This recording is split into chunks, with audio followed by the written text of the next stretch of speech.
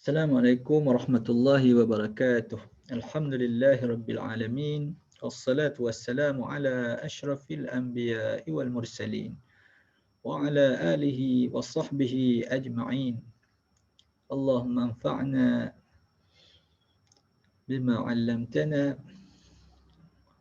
wa 'allimna ma yanfa'una wa zidna 'ilma. Faqala asy-syaikhu asy-syarihu Muhammad Asy-Syirbini Al-Khatib rahimahullahu taala wa nafa'ana bi'ulumihi fid dharain amin. Ya sini. Thumma qadima Baghdad. Thumma qadima Baghdad sanata 95 wa 100 fa aqama biha sanatayn wajtama'a 'alayhi ulama'uha. ورجع كثير منهم على مذاهب كانوا عليها إلى مذهبه وصنف بها كتابه القديم ثم عاد إلى مكة فأقام بها مدة ثم عاد إلى بغداد سنة 98 و100 فأقام بها شهرا ثم خرج إلى مصر ولم يزل بها ناشرا للعلم ملازما للاشتغال بجامعها العتيق إلى أن أصابته ضربة شديدة فمرض بسببها أياما على ما قيل ثم انتقل إلى رحمة الله تعالى وهو قطب الوجود يوم الجمعة سلخ رجب سنة 400 ودفن بالقرافة بعد العصر من يومه وانتشر علمه إلى جميع الآفاق وتقدم على الأئمة في الخلاف والوفاق وعليه حمل الحديث المشهور عالم قريش يملأ طباق الأرض علما.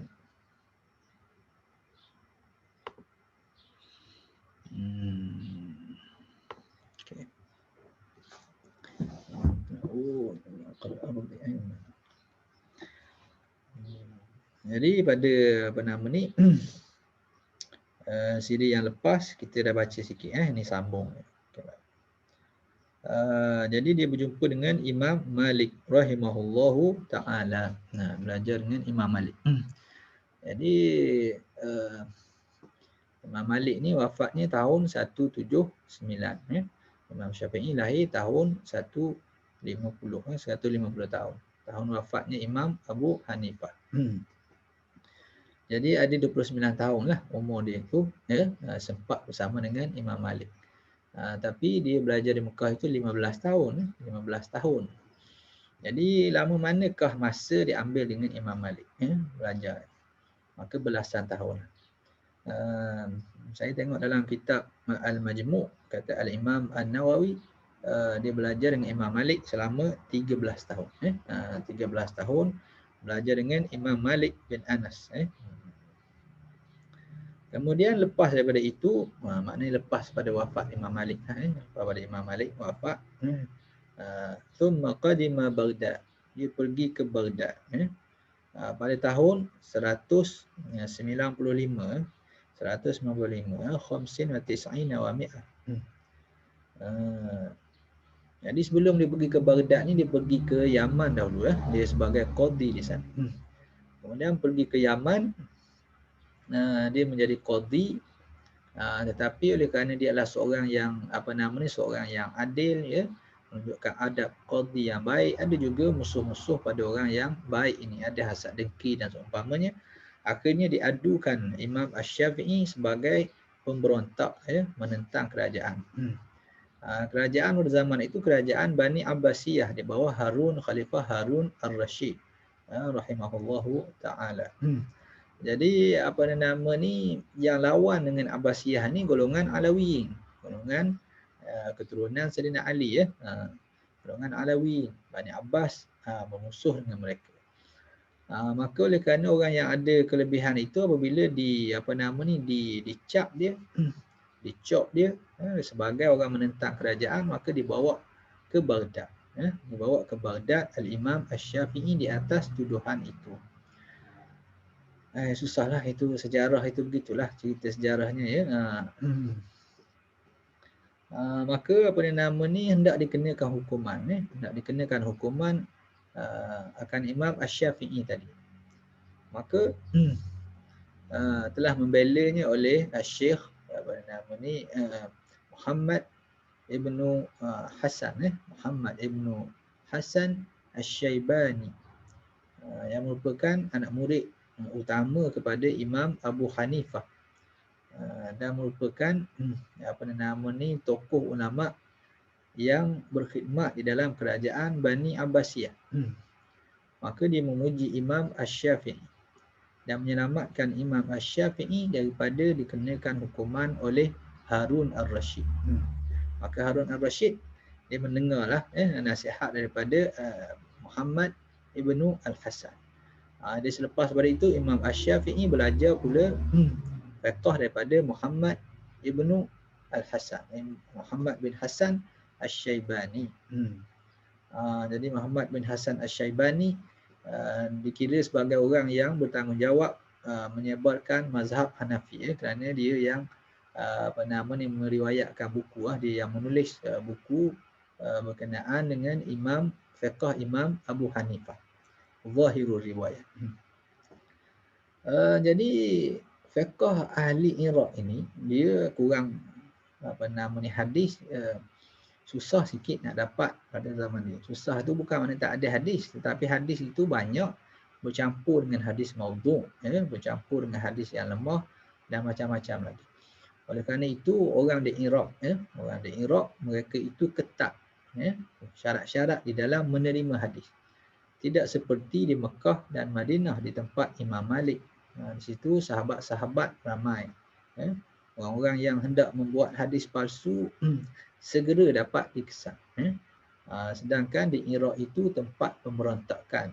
Banyak orang-orang yang buat hadis palsu dan seumpama.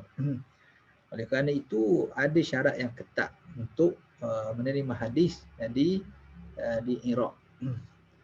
Oleh kerana itu disebut orang Iraq ini ialah orang fiqhur ra'i, fiqh yang berdasar kepada kefahaman. Hadis-hadis yang sahih, hadis yang kuat, maka mereka istinbatkan berdasar kepada cara qiyas yang sangat luar biasa. Sangat luar biasa. Jadi daripada hadis yang pendek dapat banyak hukum keluar daripada. Berbanding dengan orang Madinah banyak hukum keluar bersama dengan banyak hadis. Itu lebih sesuai. Hadis banyak, maka begini hadisnya begini, hadisnya begini. Tapi orang di Iraq, dia dapat dengan satu hadis, dia dapat keluarkan banyak hukum berdasarkan pada kaedah istinbat. Ini dipanggil sebagai qiyas. Bukan makna orang Iraq dia menolak hadis, bukan. Itu sebab-sebab ni lah. Okay. Oleh kerana itu pada zaman itu ada dua cara fiqh yang terkenal, iaitu fiqhul Iraq dan fiqhul Al-Madinah. Fiqhul Madinah berdasar pada hadis, dipanggil fiqhul hadis. Yang ini dipanggil fiqhu ar-ra'i. Fiqhu ar-ra'i. Maka Imam Asy-Syafi'i belajar fiqhu al-hadis dengan Imam Malik rahimahullah taala dan menghafal kitab Muwatta'. Jadi hadis orang Madinah, orang Mekah, Madinah, hadis Hijaz ada bersama dengan Imam Asy-Syafi'i. Kemudian dia belajar pula cara istinbat, cara istinbat yang mendalam. Qiyas dalam mazhab Hanafi ni dia dalam, mendetail. Maka dia pun belajar juga. Maka dia dapat dua ilmu itu. Maka dipanggil dia sebagai Nasirus Sunnah, Nasirus Sunnah, sebagai pendokong kepada sunnah. Macam mana dia jadi begitu? Kerana cara berhujah mazhab orang Iraq adalah lebih kuat daripada cara berhujah orang di Madinah. Orang Madinah hanya boleh sebut ini hukum, ini hadisnya begini. Kemudian kalau orang Iraq tanya, hadis ini juga memberi makna begini, kalau macam mana nak buat begini. Jadi kurang boleh jawab. Kurang boleh jawab kerana mereka itu kurang menumpu kepada dirayah, tapi menumpu kepada riwayah saja. Riwayah. Jadi cara begitu menyebabkan kadang-kadang orang Madinah tak boleh jawab. Orang fiqh yang belajar dengan fiqh Madinah tadi tak boleh jawab beberapa persoalan yang kritikal yang ditanya oleh mazhab orang ahli Iraq. Jadi nampaknya macam ashabul hadis tak boleh jawab dan lemah. Jadi bila Imam Asy-Syafi'i dia menggabungkan dua fiqh ini, maka dia pun ada hadis. Jadi orang Iraq dia tak terima hadis tersebut kerana sebab-sebab begini-begini banyaklah sebab dia. Maka dia bentangkan mengikut cara berdebat dan mengikut cara berdalil mazhab Hanafi, menyebabkan pendapat yang ada dalam hadis adalah lebih kuat, adalah lebih dikuatkan dengan riwayat dan dikuatkan juga dengan hujah aqliyah, hujah ra'yi ataupun hujah qiyas tadi. Jadi menyebabkan barulah orang fiqh hadis merasakan dapat kemenangan. Seolah-olah lah, ini bukan perang betul ni, perang cara berfikir, ittijah fiqhi. Maka oleh kerana itu dianggap Imam Asy-Syafi'i digelar orang sebagai nasirus sunnah, iaitu pendukung pada sunnah yang memenangkan sunnah di dalam fiqh.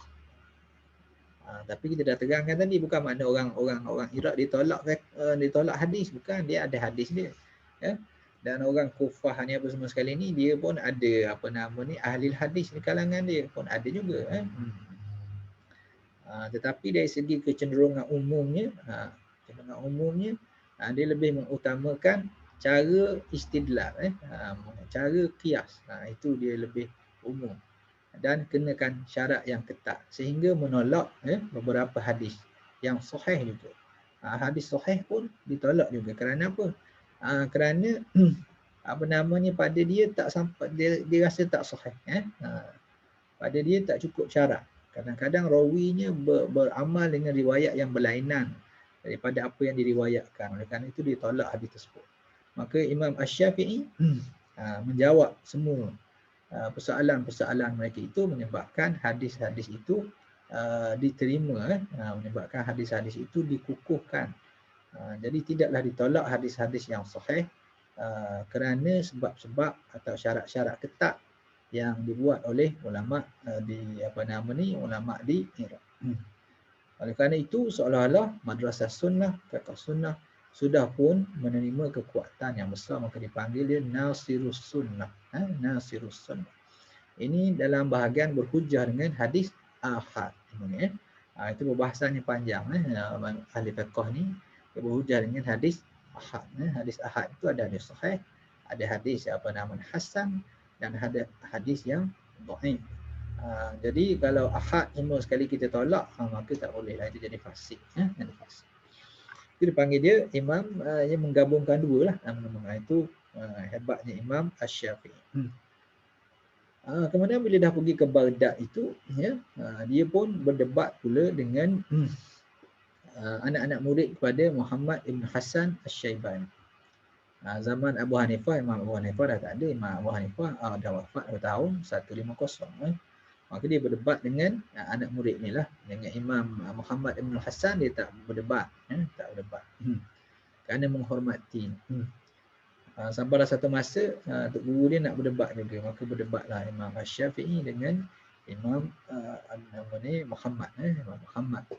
Dan dikatakan bahawa hujah Imam Syafi'i adalah lebih kuat. Jadi begitulah kita di dalam belajar ini menghormati guru. Mesti menghormati guru. Tapi sampai satu ketika kadang-kadang pandangan itu berlawanan, tak sama pandangan. Tapi boleh berdebat dengan cara yang beradab. Dan itu juga menunjukkan kadang-kadang anak murid tadi Allah Ta'ala beri kelebihan. Kadang-kadang Allah Ta'ala beri kelebihan, kadang-kadang mengatasi guru. Kadang-kadang mengatasi guru. Tapi yang mengatasi guru ni, jangan rasa sombong pula. Tujuan nak lawan guru, nak jadi hebat pada tok guru, kemudian nak merendahkan tok guru. Maka tak boleh lah. Begitu niat itu dah jadi kerana dunia. Dah jadi kerana dunia. Apa yang berlaku pada Imam Asy-Syafi'i itu kerana ikhlas di dalam mencari hukum lah, mencari hukum. Orang-orang hebat semua sekali itu, orang-orang yang hebat. Imam Muhammad Ibn Hasan pun mujtahid mutlak. Pada kebanyakan ulama menyatakan walaupun dia mazhab Hanafi tapi dipanggil dia mujtahid mutlak. Maknanya dia boleh berijtihad sendiri sebenarnya, tetapi dia puas hati dengan jalan Imam Abu Hanifah. Kedua. Jadi sama-sama mujtahid mutlak, sama-sama mujtahid mutlak. Jadi bila dah sama-sama mujtahid itu dia tak bolehlah taklid pada mana-mana orang, tak bolehlah. Jadi bila sampai di Baghdad, falamma qadima Baghdad sanata 95 wa 100. Pada 195 hijrah ini, ba'da fa'aqama biha sanatain, duduk di Baghdad 2 tahun. Wajtama'a alaihi ulama'uha. Dan berkumpullah semua ulama berkumpul di atas Asy-Syafi'i, berguru lah, maknanya berguru dengan Imam Asy-Syafi'i. Ini kerana pada zaman itu orang mengutamakan riwayat hadis. Riwayat hadis ni dia ada orang panggil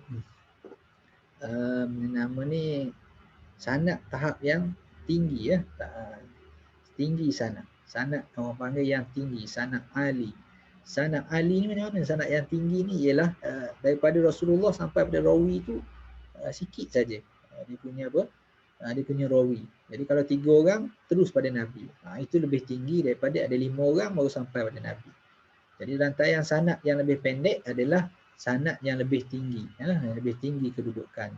Maka ramai orang tumpu kepada nak dapat ketinggian sanad.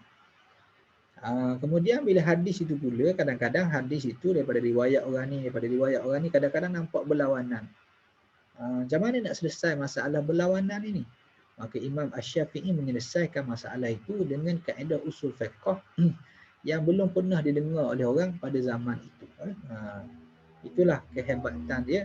Maka dia pun beritahu ini ada nasikh, ini ada mansukh. Hadis ini sudah dinasahkan. Hadis ini am. Hadis ini muqayyad, ini am, ini mutlak. Dan semua itu Imam Asy-Syafi'i menulis kitabnya, iaitu kitab Ar-Risalah. Merupakan kitab usul fiqh yang pertama sekali. Kitab fiqh, usul fiqh yang pertama sekali. Ajaib lah Imam Asy-Syafi'i ini, genius yang sangat luar biasa. Menyebabkan ramai di kalangan ahli hadis, apabila ditanya satu masalah, dia tidak dapat menghuraikan dengan cara yang memuaskan. Tapi bila mengikut kaedah Imam Asy-Syafi'i tadi, maka masalah itu menjadi terang dan jelas. Dengan berdasarkan ini am, sebab itu dia nampak begini. Yang khasnya begini, yang ni memanglah begini, tapi suasananya sini perkataannya khas. Ini ada orang panggil muqayyad, digunakan dalam keadaan begini. Kalau mutlak, ini mutlak dan seumpamanya. Kemudian nasakh mansukh, itu dibentang oleh Imam Asy-Syafi'i dengan cara yang luar biasa, sehingga kata para ulama ahli hadis pada zaman itu tidur mereka itu, sehinggalah mereka dikejutkan oleh Imam Asy-Syafi'i.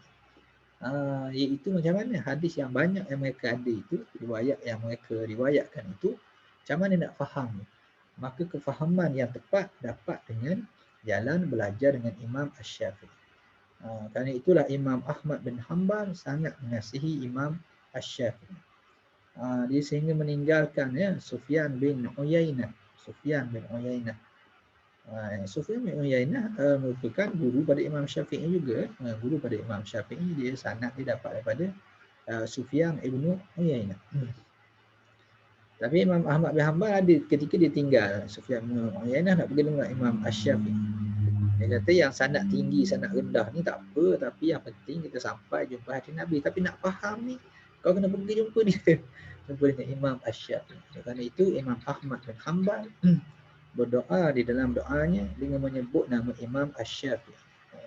Dia adalah murid pada Imam Asy-Syafi'i ketika di Baghdad. Akhirnya anak murid dan guru ni kedua-duanya menjadi mujtahid mutlak. Mujtahid mutlak. Dari segi hadisnya, maknanya Imam Ahmad adalah lebih terkehadapan daripada Imam Asy-Syafi'i dari segi hadis. Tapi dari segi kefahaman hadis, Maka Imam Asy-Syafi'i mengatasi. Imam Syafi'i pun ada juga kitab hadis ya, kitab Musnad Asy-Syafi'i. Tapi banding dengan Musnad Ahmad lagilah luas. Musnad Ahmad bin Hanbal rahimahullahu taala. Kemudian waraja'a katsirun minhum an madhahiba kanu 'alaiha ila madhhabihi. Jadi ramailah di kalangan mereka raja'a. Raja'a itu balik. Maknanya balik ni kita kata raja'a katsirun minhum an. Raja'an ni maknanya berhentilah. Maknanya raja'an maknanya kita kata dah berhenti daripada mazhab ni. Berhenti daripada mazhab dia, ikut pada mazhab Asy-Syafi'i. Jadi bila dia tengok begini orang ni jalan ni jelas sekali, nampak terang sekali, maka dia pun ikut mazhab Asy-Syafi'i. Setengahnya katanya ialah Abu Thawr. Dia seorang ulama yang besar. Tapi dia berpuas hati dengan mazhab Imam Asy-Syafi'i rahimahullah ta'ala setelah menemuinya dan telah belajar daripada ini. Jadi ramailah yang tukar mazhab. Ramai tukar mazhab. Mazhab masa itu, mazhab Malik pun banyak di Mesir. Mazhab Malik pun banyak. Hebatlah ni orang yang luar biasa. Orang-orang alim semua pun sampai ikut pandangan dia akhir. Tukar pandangan. Wasannafa biha kitabahu al-qadima. Dan mengarang olehnya, yakni Imam Asy-Syafi'i biha di Baghdad itu akan kitabnya Al-Qadim, kitab ni yang lama. Kitab lama, kitab Qadim. Panggil kitab Al-Hujjah. Kitab Al-Hujjah. Itu diriwayatkan oleh Imam Ahmad bin Hanbal dan juga oleh Al-Karabisi. Az-Za'farani. Masyhurnya ialah Az-Za'farani. Az-Za'farani. Itu mazhab Qadim. Itu mazhab Qadim, nama kitab dia Hujjah. Ditulis di Baghdad. Thumma ada ila Makkah fa aqama biha muddah. Yang dia pergi ke Mekah, itu adalah kisah perjalanan ya. Thumma ada ila Baghdad. Dia pergi balik ke Baghdad sanata 98 wa 100. Tahun 198. Tadi 195, ni 198. Fa aqama biha syahran. Dia duduk di sana selama sebulan. Thumma kharaja ila Misra. Dia pergi ke Mesir. Jadi ada riwayat yang kata dia pergi ke Mesir pada tahun 199 Hijrah. Kata Ar-Rabi' Ibn Sulaiman Al-Muradi kata dia tahun 200. Jadi mungkinlah sebagian ulama menyatakan mungkinlah maknanya dia pergi itu pada hujung tahun 199 maknanya sampai itu tahun 200 jadi dah dekat dengan tahun 200 Hijrah dia pergi ke Mesir. Walam yazal biha nashiran lil ilmi. Dan la yazalu ni ma zalani lam yazal lam yazal. Jadi dia akhawatukan ni.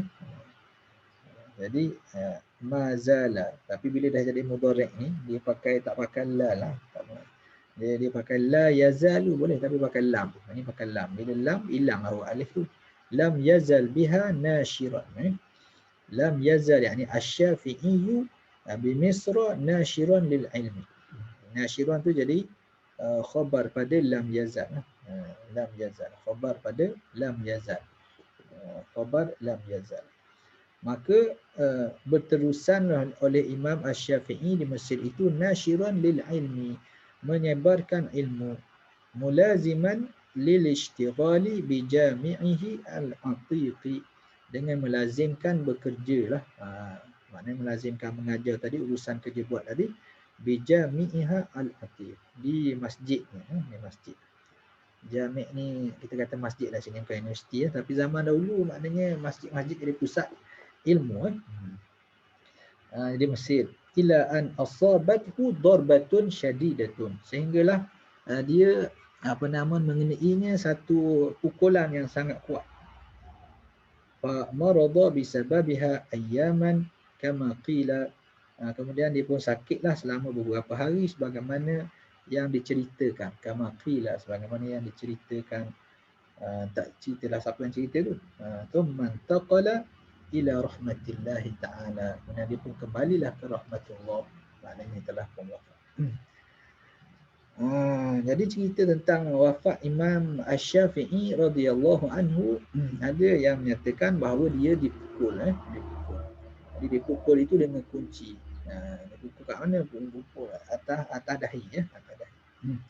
Jadi kerana ini masalah ta'assub, ta'assub mazhab yang sangat kuat. Jadi itu peringkat awal ni, ta'assub mazhab tu kuat sangat. Jadi ada sebahagian orang mazhab Maliki bila tengok kuat mazhab Syafi'i, maka dia takut hilang mazhab dia.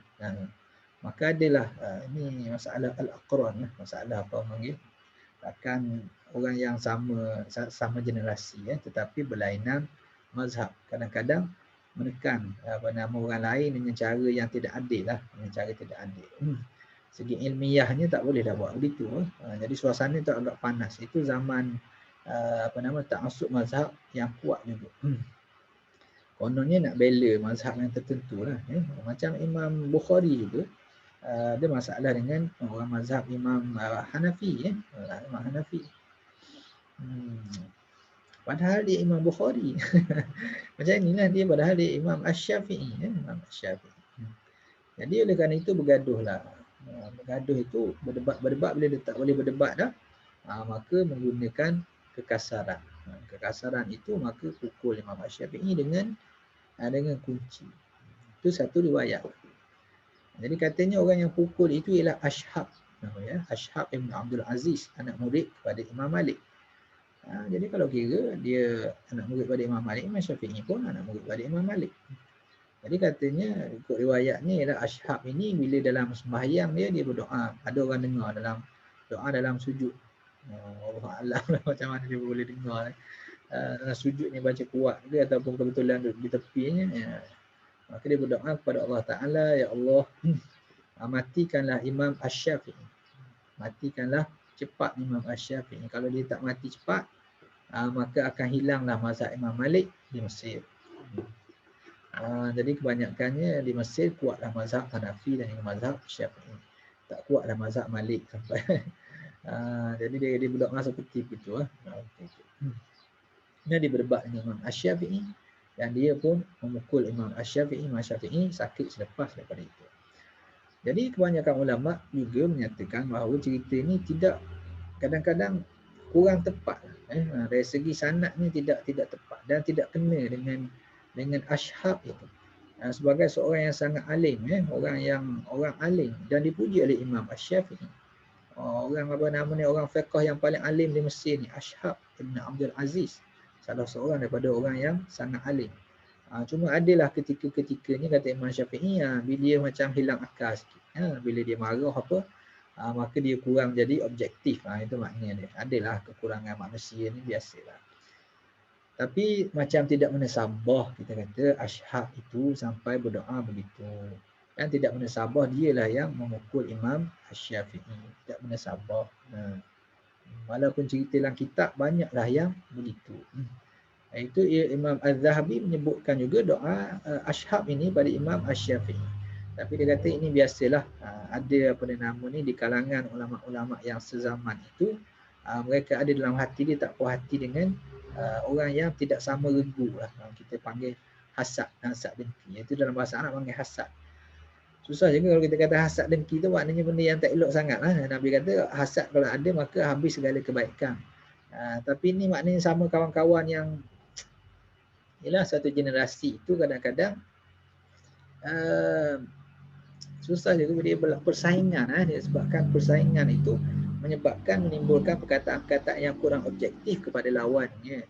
Begitu keadaannya. Timbul keadaan zaman kita pun samalah. Zaman kita pun adalah orang yang begitu. Diketahui orang ni alim, orang ni pun alim.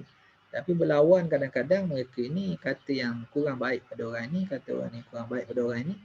Walaupun begitu tidak mengurangkan darjah mereka. Tidak mengurangkan darjah mereka. Demikian tak, cuma maknanya komen yang tak baik itu kita tak pakai lah. Komen sesama sendiri yang sesama sezaman itu kita tak pakai lah. Dia panggil jarhu al-aqran. Orang yang sama zaman yang mencederakan kawan yang lain. Dari segi komen dia yang mencederakan itu kita tak pakai lah komen dia. Tapi kita tak katalah dia pun tak elok. Kita pakai dia sekadar dia. Pakai itu pun baik juga. Tetapi komen orang ni pada orang ni kita tak pakai. Itu dia. Jadi kata dia itu masalah Ashab dengan Imam Asy-Syafi'i itulah masalahnya. Jadi kita tak ambil kira. Walaupun macam mana pun Imam Asy-Syafi'i dan Ashab merupakan orang yang hebat, orang yang tinggi keilmuannya. Dan Ashab ni lepas pada Imam Asy-Syafi'i wafat. Dia pun wafat lepas 18 hari tak silap saya. Dia pun meninggal dunia. Hari lahir dia sama, tahun sama. Imam Syafi'i lahir tahun berapa? Tahun 150, dia pun lahir tahun 150. Jadi dia tua sikit lah. Panjang umur sikit lah pada Imam Asy-Syafi'i. 54 tahun ditambah lagi dengan 18 hari. Tambah 18 hari. Jadi saya pun lebih cenderung pada pendapat bukan Ashab yang tukang memukul Imam Asy-Syafi'i walaupun ada sedikit ketegangan di antara kedua. Kemudian ada juga para ulama menyatakan orang yang pukul Imam Asy-Syafi'i itu bukan Ashab tetapi orang mazhab Maliki juga, tapi orang lain, orang daripada Maghribi. Dan nama dia Allah Ta'ala tidak jadikan dia glamour, tak glamour kawan. Kononnya untuk mempertahankan mazhab Maliki tapi orang mazhab Maliki pun tak kenal sampai dia. Itu maknanya kerana karamah pada Imam Asy-Syafi'i. Itu setengah daripada riwayat. Kemudian kata Imam Ibnu Hajar Al-Asqalani rahimahullah ta'ala, dia lebih cenderung pendapat seperti itu tidak berkuat. Dia lebih cenderung pada pendapat Ar-Rabi' sendiri. Ar-Rabi' bin Sulaiman, anak murid kesayangan Imam Asy-Syafi'i rahimahullah ta'ala radhiyallahu ta'ala anhu wa ardahu. Jadi kata dia Imam Asy-Syafi'i ini dia sakit buas. Dia di Mesir itu dalam keadaan sakit. Jadi kadang-kadang darah dia itu mengalir sampai ke dalam khufnya. Maknanya sakit sangatlah. Jadi dia pun bila begitu pucat, orangnya pun orang sakit. Tapi dalam keadaan sakit itu dia menamatkan kitab dia di Mesir, itulah kitab Al-Um dalam masa 4 tahun. Masa 4 tahun dia mengarang kitab Al-Um, itulah mazhab yang Al-Jadid, mazhab Al-Jadid. Jadi mazhab Jadid dengan mazhab Qadim, qaul Jadid dengan qaul Qadim. Maka dalam mazhab Syafi'i, jadi mazhab Syafi'i ialah qaul Jadid. Itu mazhab Syafi'i. Kecuali dalam beberapa masalah, maka mazhab Qadim dikira sebagai mazhab Asy-Syafi'i. Setengah ulama menyatakan 17 masalah. Dalam kitab Al-Bujairimi dia bilang 23 masalah. Dalam Qadim adalah merupakan mazhab Asy-Syafi'i. Kerana kedudukan hadis ni adalah lebih kuat. Itu adalah nanti kita akan jumpa lah masa belajar nanti, baca nanti kita akan jumpa lah masalah-masalah seperti waktu sembahyang maghrib dan seumpama. Okay. Allahu Akbar. Itu maknanya dia sakit tu sakit apa? Sakit buasin. Sakit buasin. Bukan sakit, bukan mati itu kerana dipukul. Bukan kerana dipukul oleh orang yang ta'assub mazhab itu. Jadi cerita itu lebih selamatkan. Saya tengok dalam kitab Al-Majmu' Imam An-Nawawi rahimahullah ta'ala tidak menyebutkan cerita tentang kewafatan Imam Asy-Syafi'i. Jadi dia ahli hadis. Kemudian Ashab pun orang yang hebat juga. Jadi daripada kita kata dia tak elok begitu dengan riwayat yang tidak kuat, baik kita diam saja. Baik kita diam adalah lebih utama. Dan pendapat pada cerita pada anak murid dia tentang sakit Imam Asy-Syafi'i, itu sebenarnya lebih jelas. Itu lebih jelas. Kita pakai Imam Asy-Syafi'i dia sakit lah di hujung umurnya. Hujung umur. Seperti Imam Malik juga, dia pun sakit juga di hujung umurnya. Dia tak jadi imam pada hujung umurnya. Suruh orang lain jadi imam.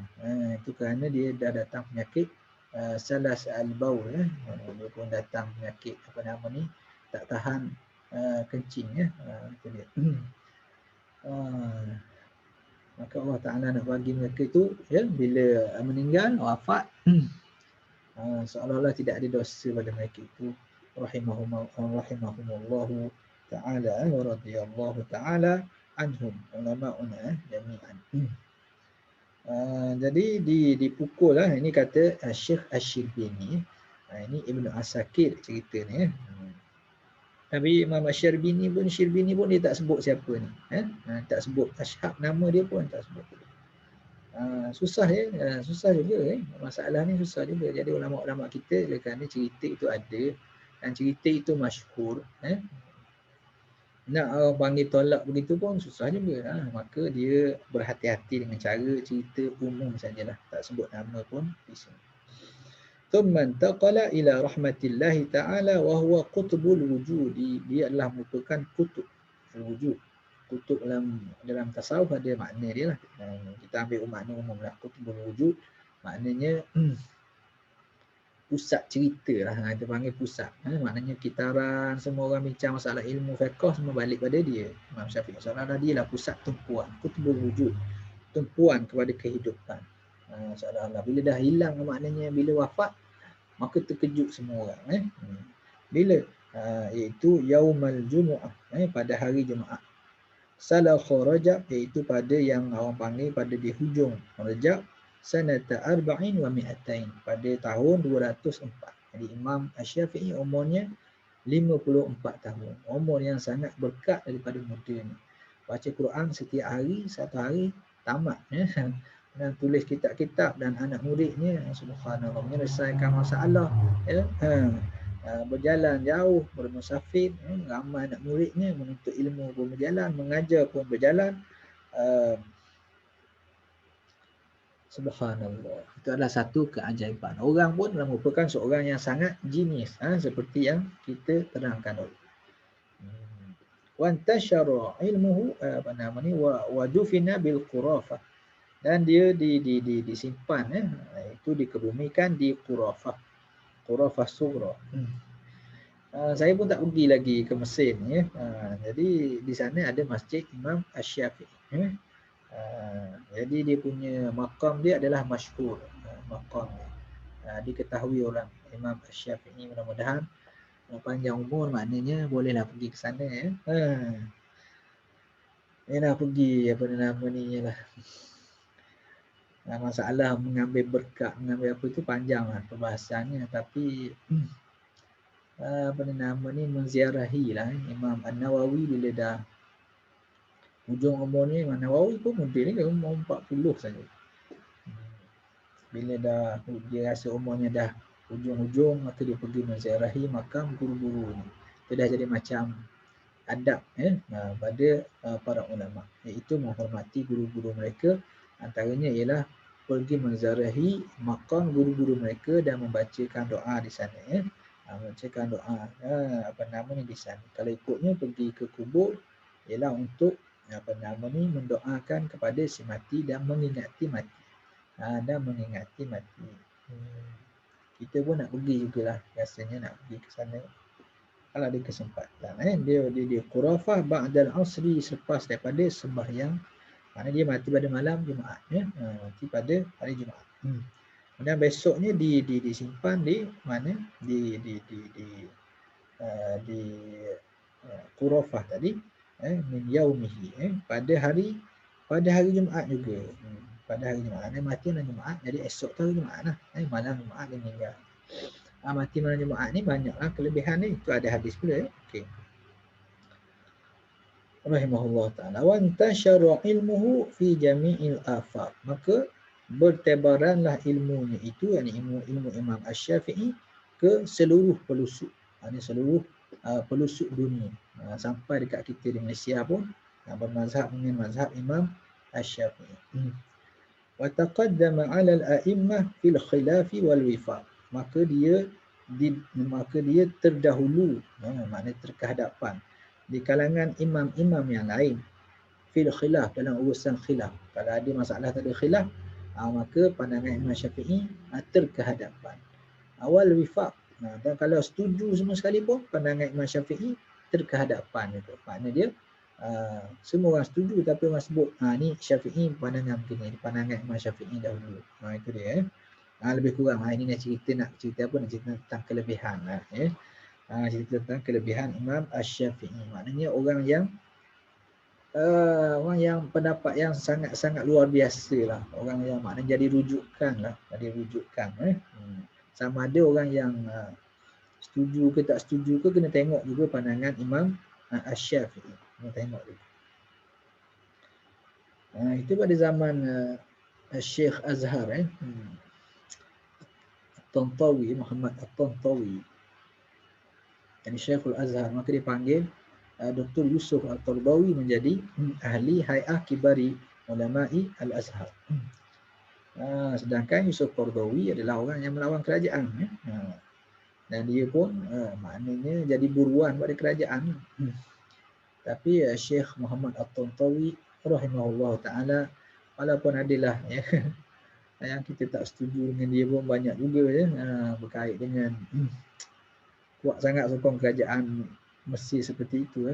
Tapi orangnya adalah orang yang mudah-mudahan Allah Ta'ala mengurniakan keampunan kepada beliau. Ghafarallahu lahu.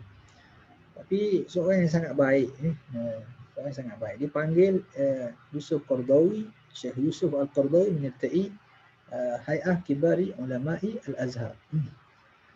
Dia kata kita ginilah, dia kata lebih kurang. Kalau kita tak panggil Qardawi duduk dalam Hay'ah Kibari Ulama'i Al-Azhar pun, nanti orang nak tanya berapa pendapat Qardawi. Senangnya duduk sini lah. Rahimahullah ta'ala Syekh Muhammad At-Tantawi. Wa hafizallahu hafizallahu Syekh Al-Qardawi. Allah Ta'ala memelihara Syekh Al-Qardawi. Wa alaihi humilal hadithul masyhur. Dan ke atasnya lah, maknanya ke atas Imam Asy-Syafi'i tadilah ditanggung suatu hadis yang masyhur yang menyebutkan dan disebut alimu Quraisyin yamla'u tibaqal ardi ilman. Akan ada seorang alim Quraisy, orang alim daripada kalangan Quraisy. Dia keturunan Quraisy sampai ke Abdul Manaf tu, keturunan Nabi Quraisy. Yamla'u tibaqal ardi, yang memenuhi tibaqal ardi maknanya atas muka bumi tadi dengan ilmu, akan memenuhkan atas muka bumi ini dengan ilmu. Ilman tu jadi apa tu? Dia jadi tamyiz yamla'u tibaqal ardi ilman, alimu Quraisyin yamla'u ilmuhu, kalau ikutnya ini muhawwal ni, yamla'u ilmuhu tibaqal ardi, muhawwal min al-fa'il gitu. Orang alim Quraisy yang memenuhi muka bumi dengan ilmu pengetahuan. Hadis ini ditanggung pada Imam Asy-Syafi'i, maksudnya merujuk ataupun balik pada Imam Asy-Syafi'i rahimahullahu ta'ala. Jadi kita ada sikit lagi sini tentang Imam Asy-Syafi'i. Itu ada sikit syair syair. Ini kita baca akan datang. Jadi sekali itu saja. Allahumma anfa'na bil ilmi wa zayyinna bil hilmi wa jammilna bil afiyah wa akrimna bit taqwa wa sallallahu ala sayyidina Muhammadin wa ala alihi wa sahbihi ajma'in. Wa sallallahu ala sayyidina Muhammadin wa ala alihi wa sahbihi wa sallallahu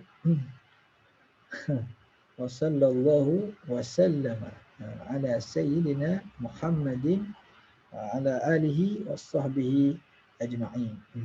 Assalamualaikum warahmatullahi wabarakatuh.